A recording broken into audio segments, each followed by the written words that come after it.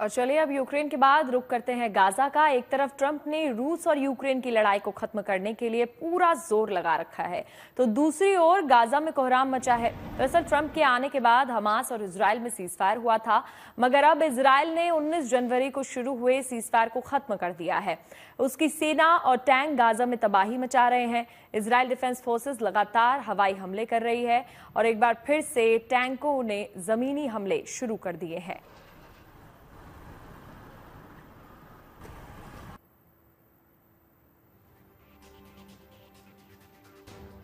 तो इन हमलों में पिछले 2 दिनों में 436 फिलिस्तीनियों की मौत हो चुकी है, जिसमें 183 बच्चे शामिल हैं।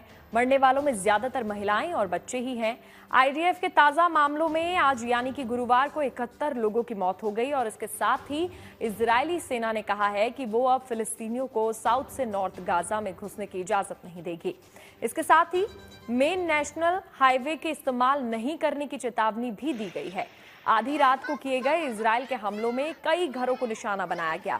इसके कुछ घंटों के बाद ही आईडीएफ ने गाजा शहर समेत नॉर्थ गाजा की नाकाबंदी शुरू कर दी। आईडीएफ की चेतावनी के बाद भगदड़ की स्थिति बनी हुई है। गाजा पर इजराइल के हमले तेज होने के कारण फिलिस्तीनी अपना घर छोड़कर ट्रकों और गाड़ियों में सामानों को लेकर वहां से जाने को मजबूर हो गए हैं, भाग रहे हैं। वहीं बुधवार को वेस्ट बैंक में एक अंडर कवर यूनिट बेस पर गए इजरायली पीएम ने कहा कि जब तक हमास इजरायली बंधकों को रिहा नहीं कर देता, गाजा में हवाई हमले जारी रहेंगे। नेतन्याहू ने कहा है कि उन्होंने ये हमले इसलिए कराए हैं क्योंकि सीजफायर पर हो रही बातचीत आगे नहीं बढ़ रही थी। हमास पर दबाव बनाने के लिए गाजा से मिस्र जाने वाले राफा क्रॉसिंग को बंद रखने के निर्देश दिए गए हैं। मकसद है कि मरीजों तक इलाज नहीं पहुंचाया जा सके।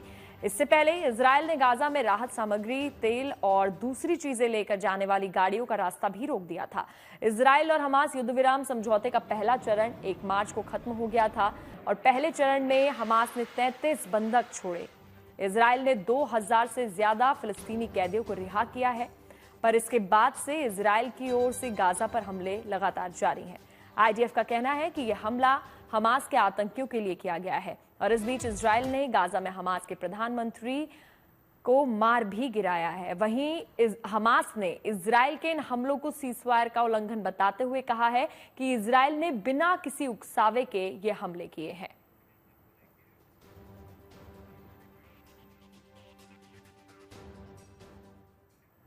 तो शुभ मंगल, सावधान में आज के लिए बस इतना ही। आप और खबरों के लिए देखते रहिए गुड न्यूज टुडे।